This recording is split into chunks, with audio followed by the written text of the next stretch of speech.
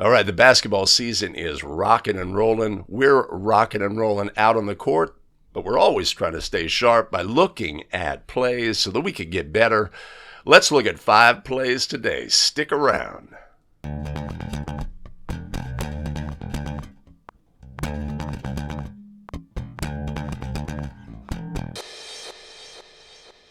Greetings and welcome back to another episode of 5 Play Friday. Without delay, let's get started. Let's look at our first play. This is a you make the call play. What do you have on this play?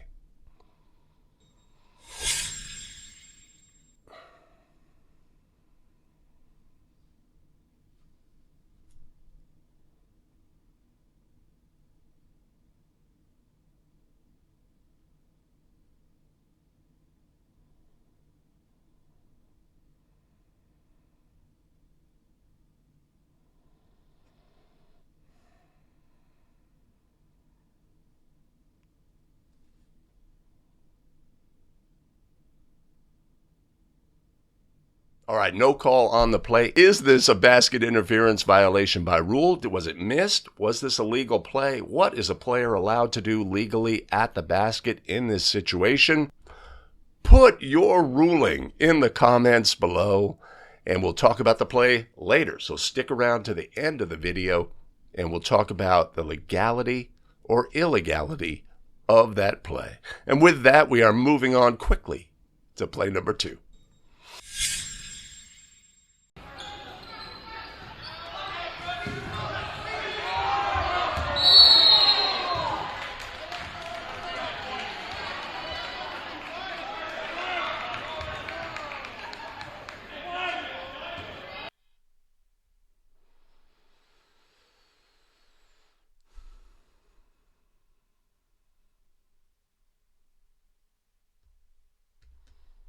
All right. Rebounding, pull down play. Officials come together, right? Habits and fundamentals. What do we have on the play? Either official could have had a first foul on White, but ultimately I think our ruling here is the pull down. The pull down is the obvious thing in this situation, right? When we come together as a crew, let's communicate, right? We keep our hands up because sometimes we're just like stuck in the mode.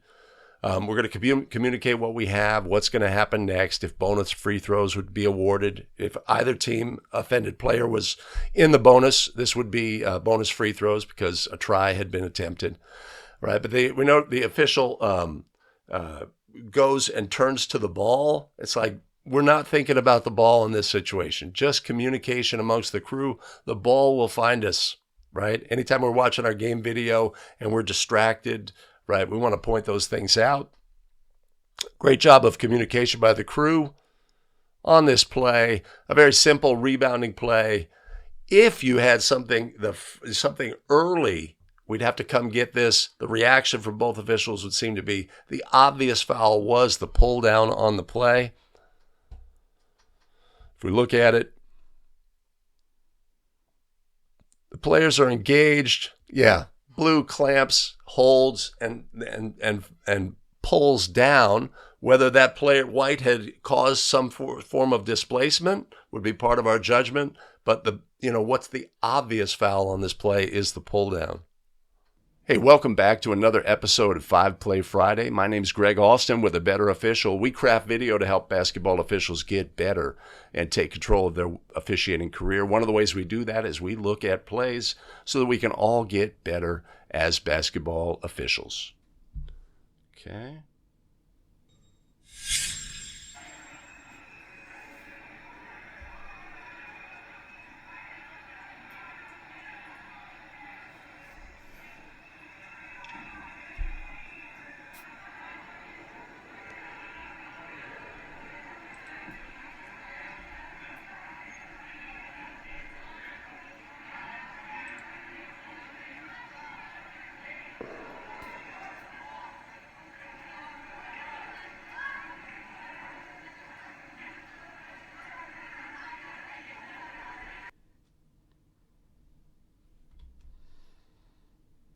All right, a bench decorum situation, right? We've got a partner who's turned away. We have actions by a coach.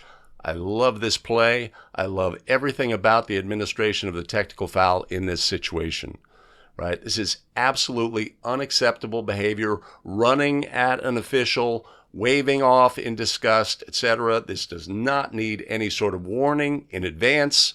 This is behavior that is just not acceptable, right? The key question on a situation like this is, right, sort of our relationship as a crew on the play. Are we saying, okay, that's my partner who's being verbally attacked in this situation, and the action of the coach? Should we allow that our partner then to take care of that activity, or are we putting the game ahead of the crew, ahead of the partner, etc.? Maybe it's something we pregame, maybe it's something we're aware of with our crew, but to me, this immediately rises to the level of a technical foul. This is unacceptable behavior. Unsporting conduct, of course, is a point of emphasis. National Federation of High School Basketball this year. Everything about the calling official's demeanor is unacceptable. That is going to be addressed immediately and directly. And it's not personal. It's just business, right? It's just business. And so the demeanor on the play, fantastic. I love it. 100%, right? Unacceptable behavior, going to be penalized, business, let's move forward. Love that, right? Unsporting behavior needs to be addressed immediately and directly. Obviously, we have a ladder of possibilities, right? We have behavior by a coach. We can have a soft, hey, coach, I need you in your box, right? Because they're straying from their box. Or we can have an administrative warning to a head coach for bench behavior, etc. And we can put that in the book, make a production about that. But if coach action rises to the level of a technical foul, we can address it immediately and directly. We'd want to have our crew members back. If they have their back turned and this behavior happens, which at least for part of the play was the situation, then we want to make sure that we, as an off official, address the unsporting behavior. Hey, we've got a great group of tremendous show supporters. Let's take a look. Who's up on the show supporter big board? Jay Severson, Chris Hirano, Mike Wong, Paul Clay, and Mike Goodwin. Much appreciated and much love. You want to support the show, there's always a link in the show notes below, and I'm going to put one by the Christmas tree up above.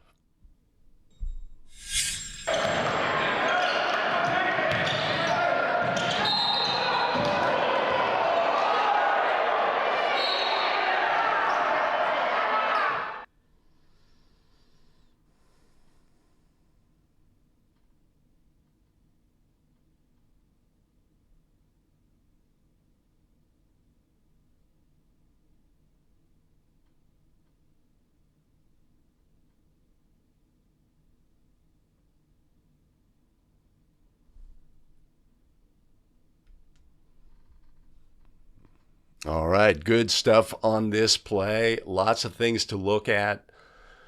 Looking at all the things, that's what we do when we look at plays, right? Was the call correct? Did the correct official make the call? Was there additional activity was it observed or unobserved? Was it properly penalized, etc.? So what are we looking at on this play here? Let's go here. This is a collegiate game, so there's a restricted area involved, but we can take that part away and just say the lead makes a call on the play. We can look at the calling official's mechanics. Does it take them away from subsequent activity? Right, the stepping onto the floor, we like to emphasize. So we're looking at the mechanics of the crew, the awareness. We're also looking at bench decorum, right? So there'll be a thread in our plays today. Player catches the ball below the free throw line, goes to the basket. Our defender is in the restricted area collegiately, but for whatever reason, we have a call on the play. We're indicating a restricted area block. Subsequently, the player who was fouled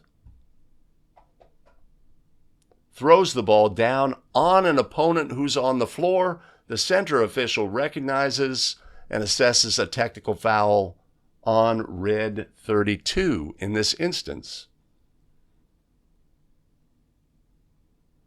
We've got a coach reaction here, stomping, jumping up and down on the original call, steps on the floor in reaction to the player throwing the ball on his player.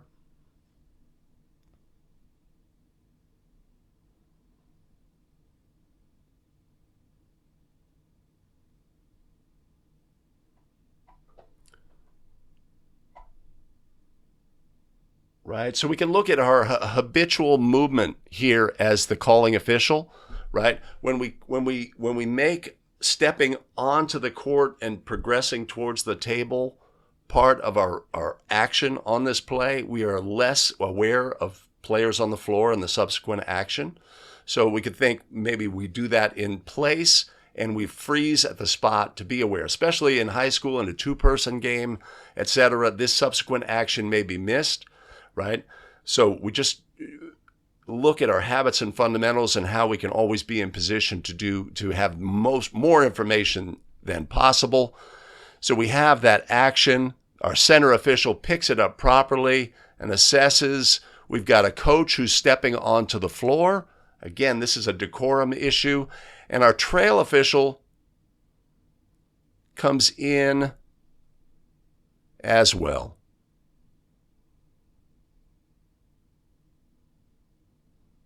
Is this a flagrant act? Right? It seemed pretty deliberate.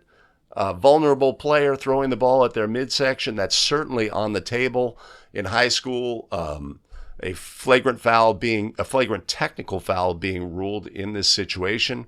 These are the things that we need to think about.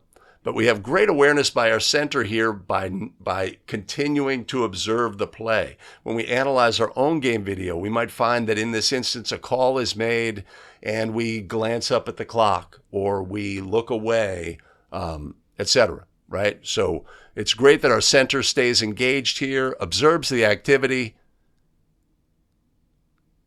right? Even though they drop their whistle, a natural thing, comes and gets a technical foul. Crew should, in this instance, get together, send teams to their benches, sort out what we have. We have a blocking foul during an attempt. It's a layered play. We're going to have free throws that result from that.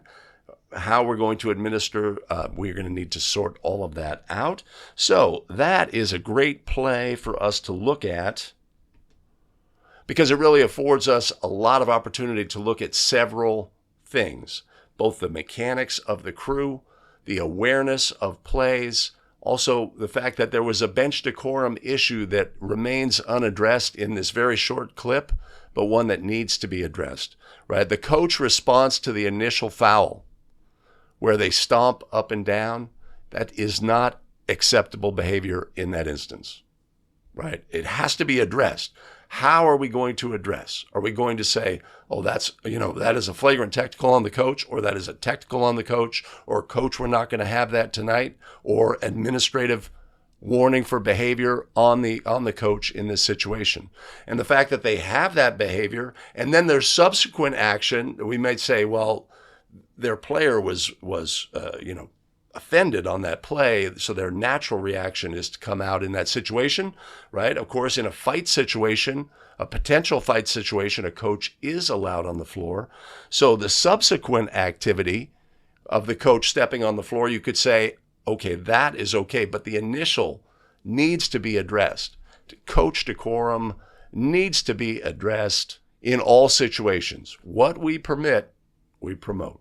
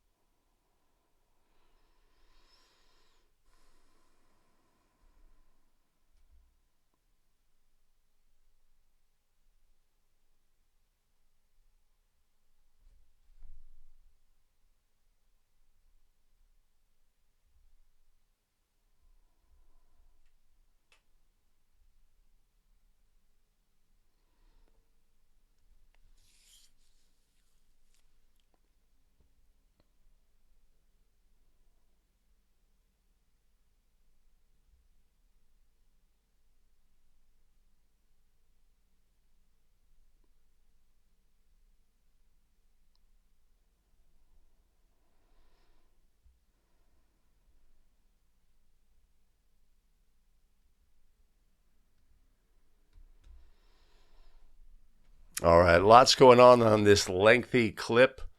Many things to look at. What are we looking at when we analyze game video? Call correct, call incorrect, game management, behavior of the officials, mechanics of the officials, correct ruling on plays, etc.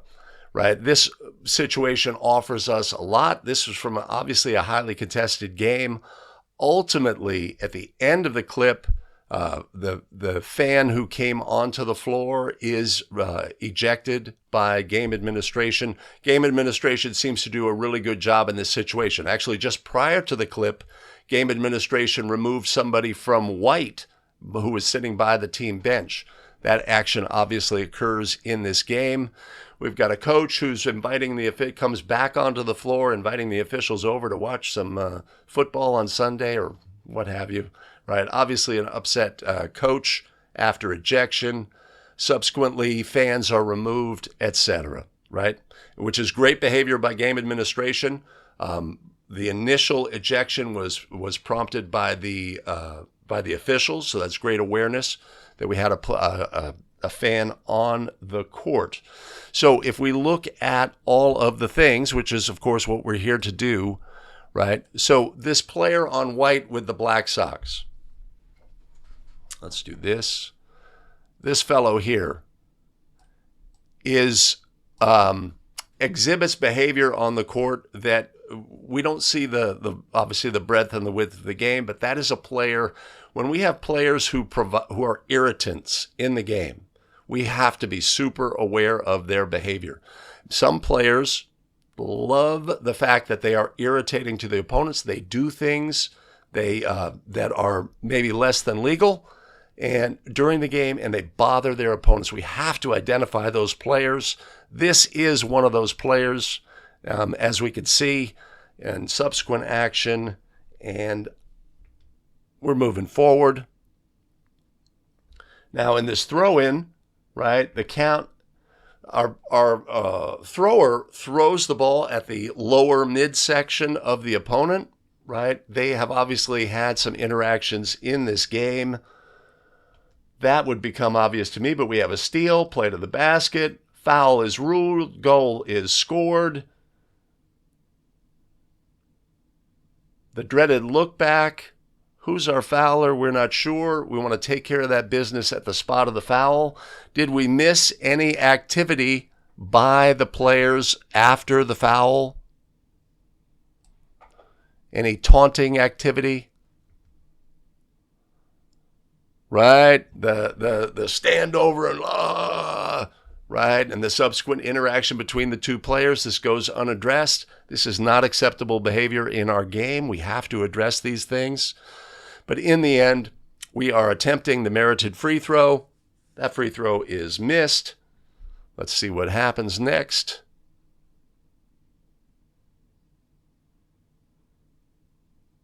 Or that is made, throw in. What led to it? We're not sure. I don't detect contact. Maybe it was a brush. Maybe there was language that was used at the moment. But blue says, I have had enough. Throws the ball at the opponent. That is a flagrant technical foul. We have a calling, the coach comes and gets his player, and then the referee engages with the coach in a fashion. Earlier in the show, we had a situation where this is just business, right? We want to be the cool heads in the game and display professionalism in the situation and not, it's me and you, this is personal, I am offended by your comment and I'm reacting emotionally, etc. We want to take that out of the game. Now, obviously, it's a highly charged situation and some emotional reaction is potentially warranted, but to this extent, I would say no. And so what we want in this situation is recognizing, penalizing properly, and I think we do that, but we need to look at our decorum and our body language, etc. And then ultimately, our officials do a good job of identifying, etc. So let's look at this situation one more time.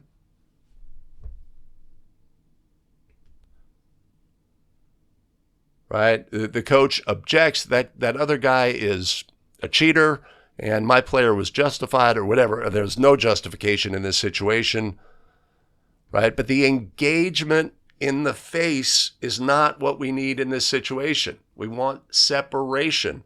The coach is pulling his player away. We need to move away if they say or do things in this situation that rise to the level of flagrant technical. You guys are cheating. You're cheating the game. You're cheating my kids, right? Okay, great. That's a flagrant technical. You're ejected, if assuming that's the language. But rather than face to face, again, we want to show comportment in this situation and just have better, a better presentation on the court. Ultimately, we identified that the fan came onto the court and cooler heads prevail. There's a little bit of the officials after the fact sort of being with and adjacent to the home coach, right? In this situation, that's not a good look either. But our site administrators take care of business, which we really want them to do in this situation. So what we're looking at on a play like this is we're looking at the comportment on the court, the fact that we had unaddressed, unsporting behavior on the initial foul to the basket. There's obviously things that have been simmering in this game that seem to remain unaddressed. When things flare up and get out of control, usually there's things along the way that have been allowed to fester somewhat. So obviously a short clip, we're making some assumptions, but we can see some behaviors on the court that we would want to address and improve. All right, earlier we had a possible basket interference play on play number 1. Let's take a look now back at play number 1.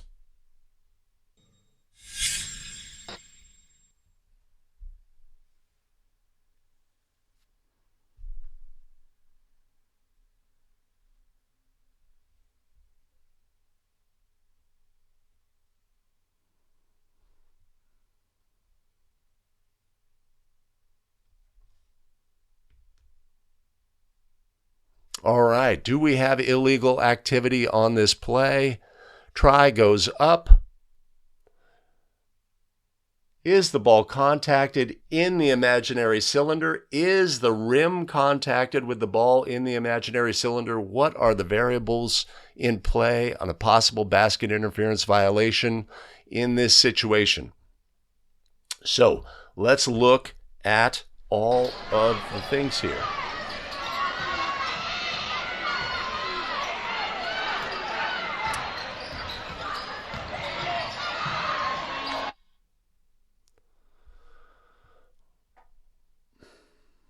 Let's look at all of the things here and break the play down as it goes, right? So a try goes up. Ball contacts the ring, right? Everything's great. Player, if we see the path of the ball changes, the player contacted the basketball. If that contact of the basketball while any part of the ball was in the imaginary cylinder with the ring as its base, that would be a basket interference violation by rule, right? Of course, a player is allowed when the ball is in the imaginary cylinder to contact the ring, legal, but not the ball. If the ball was on the ring, they cannot contact the ball or the ring in that situation. This is a subtle play. I think only our center of, our trail could get this as well, right? It helps to have experience. If we see that the ball changes direction on the play, we have to make a judgment then as well, was the ball in the imaginary cylinder? It appears from this angle that it was. This should be a basket interference violation by rule.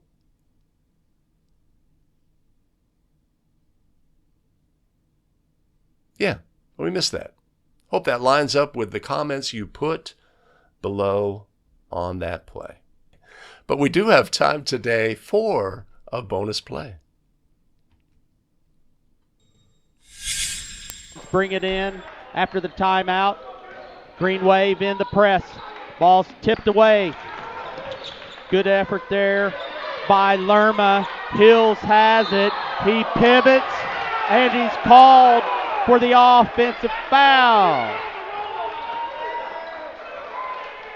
Chuck, when you pick up the basketball in that situation, get lower and wider with your elbows. That time his arms are kind of sucked into him, and they got close. Once his arms got away from him, it become a foul.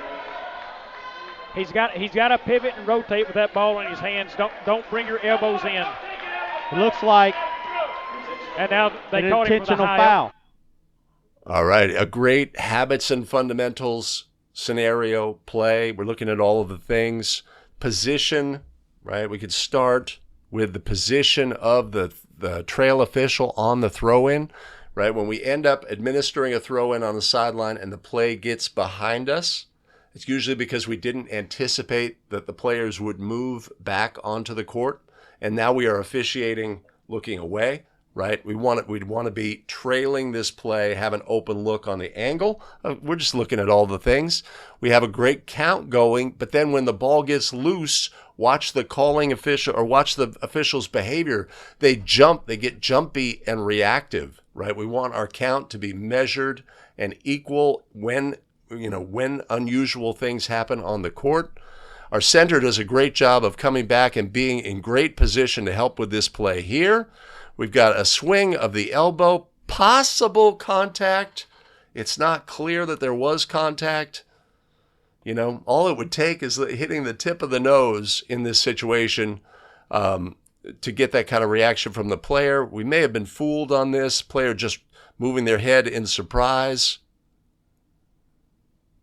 But ultimately, we have an intentional foul as the ruling. Again, habits and fundamentals of the crew in this situation. We don't want to have an immediate reaction to go to the table. We're going to need to communicate what we have. The new lead on this play actually comes back. Hey, what do you have, partner? Right? The great habit and fundamental to have. What do you have, partner? Right? Intentional. Okay. Who's our offended player or their eligible substitute? Will attempt the free throws. We'll have a throw-in spot back here, etc. Sort all that out. If we need to send players to the benches in that situation, we would do that as well. But note the jumpiness, right? Our count accelerates when the ball gets loose. We want to keep a measured count. Our trail's in good position, but our center gets the Cadillac position by coming back here. That's a great clip submitted by Jason Hayes. Thank you, Jason. If you have a play that you want to submit to 5 Play Friday, there's a link down in the show notes and on the screen as well. Awesome. Thanks for joining us today for 5 Play Friday. Much appreciated. If you could take a moment and do a couple of things, hit the like button. Really helps us with the YouTube algorithm, gets the video in front of more basketball officials so we can all get better together. Fantastic. Of course, we do have a group of tremendous show supporters, and I'd like to thank them right now. Up on the show supporter big board, Jay Severson, Chris Hirano, Mike Wong, Paul Clay, and Mike Goodwin. Much appreciated and much love. You want to support the show, there's always a link in the show notes below, and I'm going to put one here by the Christmas tree up above. We have additional video content available for you. I've put 2 possible videos for you to watch here. In either case, make your choice, choose wisely, and we'll see you, yes indeed, in the very next video. Take care, everybody.